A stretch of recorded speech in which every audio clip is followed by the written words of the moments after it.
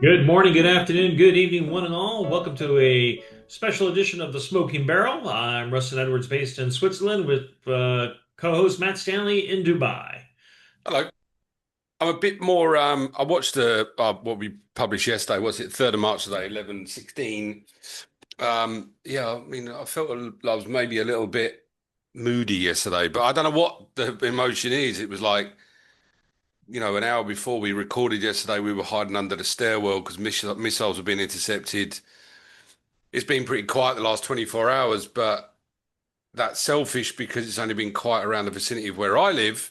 It hasn't been quiet in Abu Dhabi, hasn't been quiet in Saudi, in Oman, in Kuwait, in Bahrain, in everywhere. But I thought, and we wanted to, we want to talk about what's going on, what's happening in markets. It'll be a little bit shorter today, maybe because I'm running out of biscuits to give my children because they're schooling from home, so I need to go to the shops. But no, no, I mean. Yeah, look, geez, what's happening in the markets? I'll tell you what we do. Let's start with flat price, shall we? Sure, let's go with that. We got front month Brent, roughly $80.31, so it's crested over the $80 mark again. Yes, there But we it's are. kind of holding at that point. It hasn't really made any step gaps higher, as there seems to be a lot of selling pressure coming in around 80, 50, 80, 30. Yeah, I mean, look, it's a couple of things here. So where were we this time yesterday? Let's just go over that. That was a roofer loofer. That was last night. Let's go. This is where the Donald was talking about his drapes last night. That was good of him. Anyway, sorry. Um, okay, 12:20 yesterday. We're about here. We recorded about 10 o'clock yesterday. About 78.50. We kind of sort of dilly-dallied around that, didn't we, for a long time? 78.50. Yeah, Um, I and then mean, we the went market's down going to here. sell off towards the end of the day, but I think it's just a case of nobody wants to go short. So you probably had profit taking going on during the day from the people who were long when all the military buildup was starting, uh, Yeah, and people probably adding to length at the end of the day. And that's why we're kind of seeing the move higher today, because again, the risk is that the market will go higher as the news cycle continues, the attacks continue, statements from the IRGC about closing the Straits of Hormuz effectively, uh, yeah. and all the other things that are going on. So yeah, there is an upward bias in the market. Yeah, there is. And I just want to look at, yeah, flat price down here. So we're above 80 now. We've sort of been that. Um, there is a bit of resistance there, I think. But we look at structure. Let's look at old Stan's favorite, 160, June set, 162, 147. Do 147 plus 130. June SEP's trading 439. It's $1 higher on structure than it was around this time yesterday. I And still think that's got some way to go. I And think, that's kind of expected because again, you see that the risk is in the front of the curve, and so the market is going to go higher.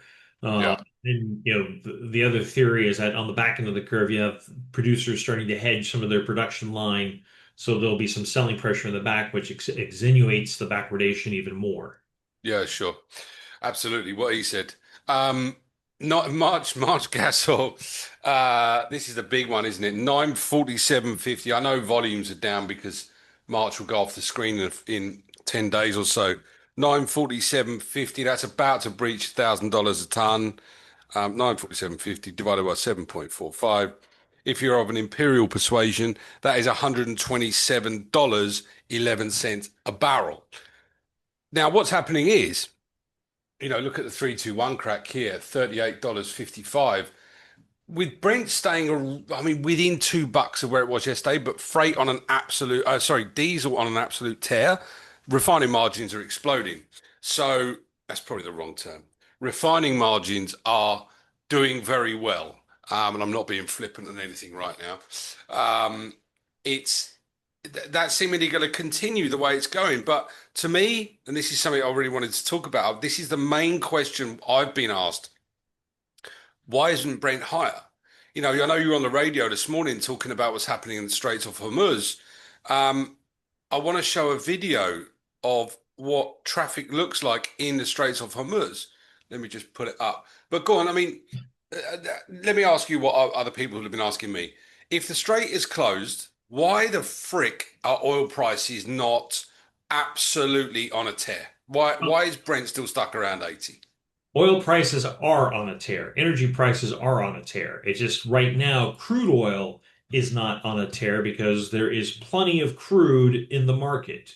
I mean, when you look at the stock builds that were projected over Q4 and where we are today, 2 to 3 million barrels a day of stock building, you had China, the biggest buyer of crude oil in the world, absorbing more crude than they were processing. So they've built up a large commercial stockpile.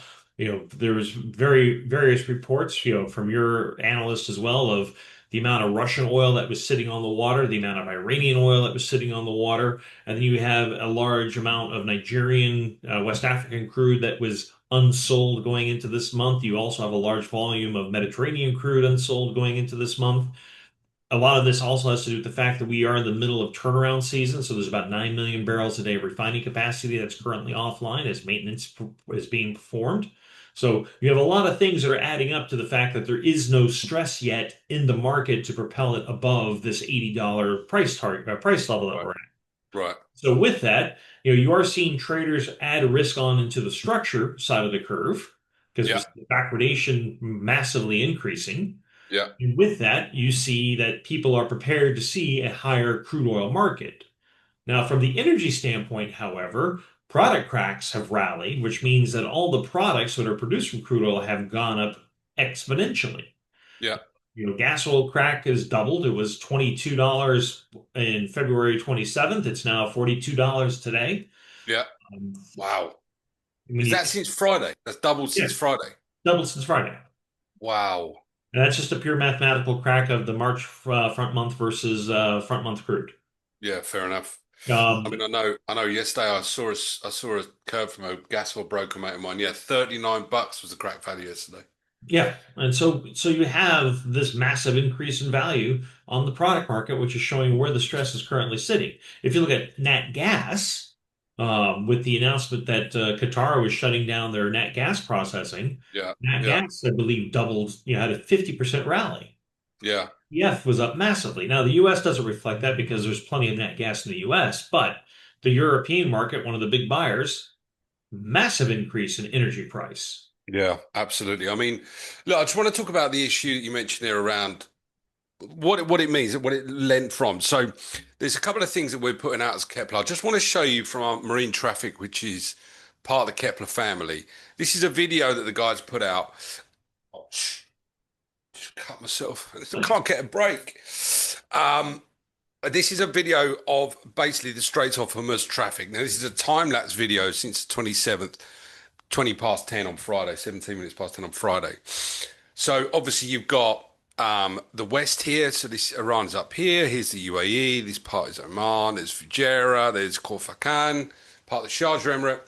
Dubai, Abu Dhabi, and then further around you've got Qatar and then Bahrain and Iraq, etc. up here. But before you start this, let's make a point. Yes. You see that big red blob that's just off of Corfracan and south of Iran on the east side. So Here? what was going on at this point in time was that because of the amount of risk people were seeing, ships were being held out of the straits and only being called in once their cargo window was ready to load. And Right. so you do see these masses of ships that are built up on the outside looking for their time slot to go in to load. Okay. Yeah, fair point because we covered this, I think June, the 12-day conflict last June that we were monitoring this area here. So look, this is a time-lapse video. It goes pretty quick. I'll run through it a couple of times. Now, there's a couple of reference points I want to identify. 27th Feb, last Friday, I'm not going to say it all was rosy, but things were okay. 28th of Feb in the morning, about 10 o'clock here, that's when we heard that the US and Israel had a joint attack against Iran. In the afternoon of the 28th is when we heard the IRGC came out and said the straits are closed. And that really started, that's gone from around 60 tankers a day across everything, V's, Suezmaxes, MRs, etc., and moving liquids. This is across everything. You can just see the level of traffic that was and now is. Okay, this is 28th down here. This isn't slowing down. This is same speed. Right, I'm gonna pause it there. This is 8:30 on a nothing, nothing. I know I sound really nothing. I'm your father, Luke. Holding pattern here, holding pattern there. The only ships that we can see that are transiting are Neocone ships, National Rallying Oil Company. Let me just go right. Let me just finish the video. This is an LNG cargo. Let's do it again, so you can just see. That's busy. I know you've. How many times have you transited this in the past in your previous maritime life? I mean, Oh, yeah, I can't say I can count that much. I was on one trip, one time I was on a shuttle tanker that was moving gas oil from Kuwait to Pakistan, and so we were through the Straits about every week and a half. right, there you go. So that's a lot. Okay. Let's just go back to the beginning so you can see. So this is, yeah, 20 past 10 on Friday night.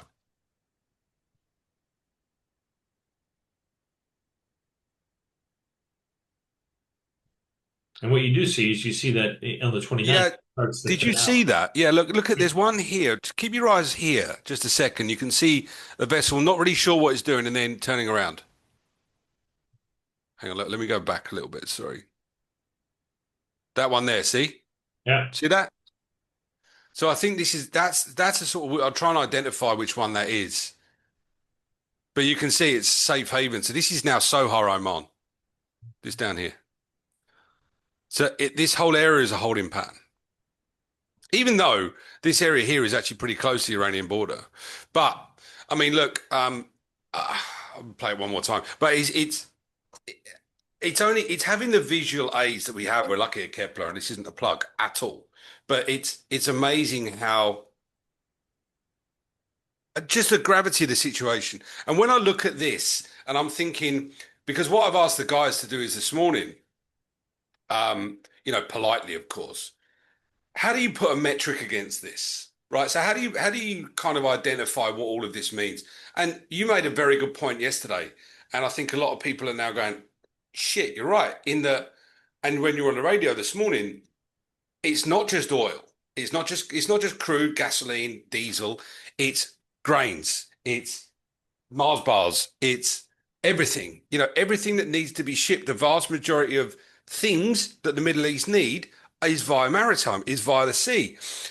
And there's what reference point do you need? So what we're trying to put together is what is currently trapped west of the Suez, i.e., sorry, west of the Straits of Hormuz, versus what would normally be transiting. That's the only kind of metric you can sort of say this is how much is locked in. But it's not just a sort of a 1 day reference. It's every day. It's every hour of every day. Something is transiting the Straits of Hormuz, and it's not right now. Oil markets, crude oil markets, I agree. On are The Chinese are obviously drawing down on stocks. Lots of people will draw down on stocks. We heard overnight that the SPR is not going to be touched in the US. Not that they need it, but that seemed to be a kind of reference point for people drawing down on stocks. What point does the market get to? How long should I say that this tension in the straits are closed before people go, shit, we need some oil? So, every day it's 20 million barrels that isn't moving through there of energy equivalent. So when you think that global demand, 106 million barrels per day, Yeah, roughly. Well, maybe a bit more. Depends. If you're OPEC, it's about 200, yeah. but anyone else is about 109, 110. So if your demand is running around there, so in another 3 days, you'll have delayed 1 day's worth of oil demand to the global market. Yeah. That's probably when you're going to start seeing the crude market react. So 2 weeks time, essentially. I would say give it at least another 3 or 4 days before you'll start seeing more upward. I mean, we are seeing the upward bias in forward pricing now, but Yeah. before you'll start seeing the markets really react, because if the straits are fully closed and if the IRGC can enact this closure, i.e., you don't they sink a ship, they hit a ship, they throw mines in there, they do something. The U.S. military is doing what they can to fully degrade the IRGC's naval response. They struck the Port of Bandar Abbas, sunk a bunch of ships at the dock, or hit a bunch of ships at the dock. Yeah. But that doesn't stop them from using motorboats with little missiles to shoot at ships. or drones for that matter. So Yeah. it's going to be a question of what can they actually action on versus what they just say via the radio. Now, as long as there's nobody willing to insure a ship, effectively, it's blockaded because nobody's going to risk $100 million, $200 million cargo vessel to go through the straits when they can't get insurance. Yeah, and it's we've got a couple of webinars that we're doing this week, and I'm not just sort of using this as a platform to promote not at all, I'm not promoting capital at all. But it is, there's lots of ambiguities, lots of. I think it's one of these situations, a bit like what happened with when Russia invaded Ukraine, is that no one really knew the fragility of trade flows, right? We've had this in the past briefly when we spoke about Israel attacking Iran last year, and then US obviously got involved, and the Straits of Hormuz was exposed, but nothing really happened. It was over very, very quickly. To me, the one part that I want to talk about just quickly is what the fuck is happening in gas markets, right? Yesterday, we saw Ras Laffan, Qatar, the world's biggest exporter of LNG. They can't export anymore. They're simply at tank tops. They can't get vessels round. This is a live map just on LNG. We've seen, I think, one boat here, but there's nothing.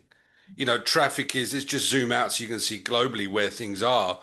And, Qatar being the world's biggest, it, it's simply what will happen is the US will have. I mean, and this is if you go down to Ras Al Had, which is that point that sticks out into the Arabian Sea off the Oman, and you see that grouping of LNG ships waiting. ah, So why here and not there? because LNG ships, even in the nature that they're in, if they're empty, they carry nat gas inside their tanks still. It's part of the cooling system to keep the tanks thermally ready for receiving of the next cargo. So being out there by Ras Al Had gives them a bit more protection from a potential drone strike or an attack. Wow. Because the problem with LNG is that when you have a lot of vapors, a bit more explosive than when you have liquid. Okay, I had absolutely no idea on that, and I saw this. I'm like, interesting. Why they all ha but that's so. This is the holding pattern here. I mean, That's look, what I would assume is what's going on because if they're all hanging out there, that tells you that that is where they figure that they're safe in hopes that the straits open up and they can get in and load back out.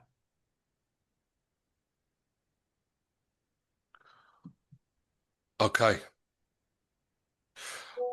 I mean, I'm kind of speechless for the first time ever. I'm not speechless, but it's just like, yeah, okay. I mean, I've been doing this 26 years, and you just taught me something new, and for the end user. I mean, look, okay, we're going to talk probably every day this week, and everyone's got a different question. Okay, so we're saying this time next week, if the straits are still closed, we will see Brent. I mean, I don't want to put a number against it, but we've got to be in the hundreds, haven't we? I think this is $100 as long as the Brent as long as the straits remain interdicted, it's $100 event. And gas oil cracks, gas oil easily over 1,000, could easily push to 1,200 per ton. Yeah, exactly. I mean, where are we now? 958.75 on diesel. That's gone up $1 a barrel since we've been on, which is 17 minutes. Um, Gas oil, I think the record, I mean, it was up in the thousands. Let me just pull up when that was last there. That's when Iran or when Russia invaded Ukraine. Yeah, because it stayed that level for quite a while. And then it's kind of been steady. Where are we? Let's go back. I mean, I'm just going to show this is the gas oil chart here that I have. This is Okay. back in the invasion of Ukraine from Iraq, from Russia. Yeah, March. Okay. So it was, yeah, well, so November 2022. Is it? That's No. February of 2022. Yeah, but the last time, okay, last time gas oil was at $1,000 a ton was the 29th of September 2023. Yeah. And we're pretty close to it, aren't we? Yep. Okay. I mean, all right. So, all right, we want to keep it short because we're going to speak more this week, every day probably. Things to watch out for. I mean, everything. I, I don't want to kind of be flippant there, but it is everything. As many eyes as you've got.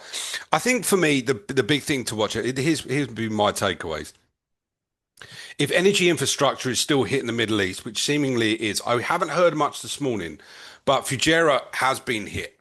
We've seen